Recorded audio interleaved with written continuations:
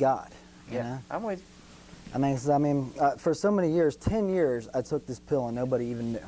You know, you can walk into some place and be on some kind of drug, and you might have been taking it so long, you can act like, you know, like you're on nothing. But it's going to affect your life. I mean, I've been through so many things, and the reason is because I never stuck with anything, you know? Yeah. And probably because I was taking this medication, you know? Well, are you getting rich now off of these books? Well, I hope to. But I mean, now, I just work like I'm working at Waffle House now, but I'm still writing. I mean, and you got to do something. You can't sit at home. Do you want to talk to our honors groups about writing? Oh, I'd love to. We could get a came and program listened. and invite them in, because here you can say, how long, you've done these in 3 years, right? Those in the past 9 months. 9 months. All so three the of them. last year you've written 3 books. Right. Well, if you keep that up, you're going to have a bunch of books before it's over with. Right, right. Well, I can't sell some in order to make the money to keep publishing, right? Right, exactly. Nobody's bought into any of them as far as making a movie or TV series? Or No, not yet. I mean, there's companies out there that buy like 12 copies at a time so they can resell them, you know, and get a retail price. Like, I've been online, I can Google my books, and I can see everybody who's selling them, you know, and I can see that they've bought copies. So I'll get a little revenue off of that, but not enough. It's not a lot. It's not a lot. Well, musicians and writers and painters and sculpturists, you don't make a lot of money. Most of them had to do something else or get someone to help support you in order to produce. That's the way of the real world, though. Have you figured that one out? Right, right. I mean, like you can, like I tell my friend, he's at work at Waffle House, he's got a CD, he's like, yeah, I got my record ready. And I was like, well, I can help you publish it, you know, and get a UPC code and get it into the music store. I said, but the thing is, once you have something, a book, whatever it is, you still got to market it. Yep, you know? Somebody's got to buy it. Yeah, somebody's got to buy it, somebody's got to find it. I mean, that's why I'm here today, you know, talking to you guys. I mean, well, a lot of people read because they enjoy reading. Number 2, they buy them because they like to collect books. But being a local author, I hope you stay a local author. But then at the same time, I hope somebody bites into that'll buy not singular books, but buy a lot of books, or you know, support you so they can make some money from you as the book sells and do something else. But you never know if the right person picks up the book or the CD or the video, and they see it and they realize they can make money, because that's always the way it is. I mean, somebody's going to support you a little bit by buying and selling. But gosh, 3 books. I mean, how many people do you know have written 3 books in 9 months? I don't really know anybody, to tell you the truth. When I listened to the authors here come and speak, one of them said that she wrote a book in 1 day.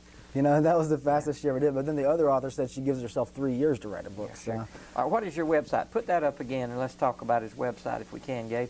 It's www.jmhorn.com. Now, what do we got on there? What's on that website? You're going to find all of my works there. There's like the ebook if you have, you know, like a cell phone you want to read on or whatever. And then there's about 6 of my works, 6 works, so they're all different titles. And when you go there, also, you can buy the published youth where you can submit your works.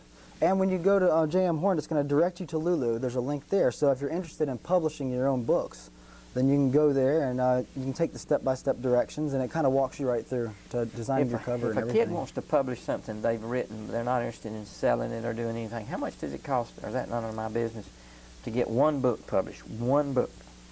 I wouldn't charge them anything if they want to. That's the whole point of published youth. I know, but what does Lulu charge you? Lulu would let you do it for free. You only have to buy, the copies. Just pay for print. That's all you got to do. And you have to pay for $35 to copyright your material. Right. Sure. You got to copyright material first. Yeah. So you're talking about a couple of $100? You're talking about $35 to copyright it. And other than that, if you're computer savvy and you can do it, that's it. If you want to distribute your book, though, you're going to have to pay an extra $75 minimum. Yeah. Depending on if you want to go global or if you want to go local. Do you tell those guys where to get their DVDs in there, Gabe? Yeah, okay. Somebody's come in here wanting to buy 2 or 3 of your books, and I said they can go in there and buy one of my CDs. No, we've made a show. Well, which one do you like the best? Which one, if you said, the one I think that folks ought to read first?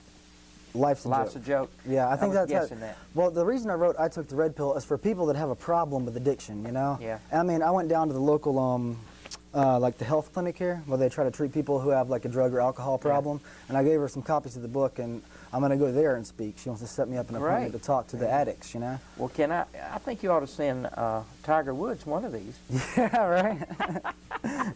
Oh, Jay, I'm sure right now he's doing something if he's trying to get out of the problem he's in. Yeah, but life's a joke. I mean, it's kind of just about the power and importance of laughter in your life, you know. And also, I'm just kind of also as like a conversation with God, you know, and just. Well, let me ask you this. Let's back up to. We got a kid or two in campus that really wants to write. They've never written anything, but they have the talent to write. They just never done it. How do you encourage them to get going? What should they do first? How should they do that to write something?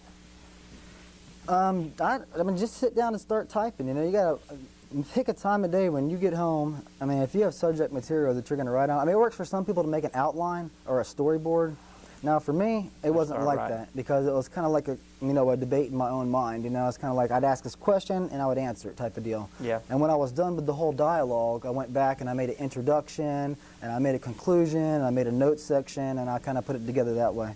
So I mean, it's different for different people. You know, I mean, I can tell you, you know, how I do it. Like I said, just right off my head, you know, I do it. But I mean, some people really got to go through it. If you're making like a science fiction story, of course you're going to have to go through and make an outline of what's going to happen with your characters and where it's going to go. Yeah. So yours is just start writing, and then after you've written everything, go back and fix it, organize it a little, and then put it in. And I was blessed enough to have an editor too. One of my old friends found my book online, and they majored in English. So that's a hell. How were your grades in high school? Good. They were good grades. I got good grades in high school. How about English? English, very good. I wasn't very good at math.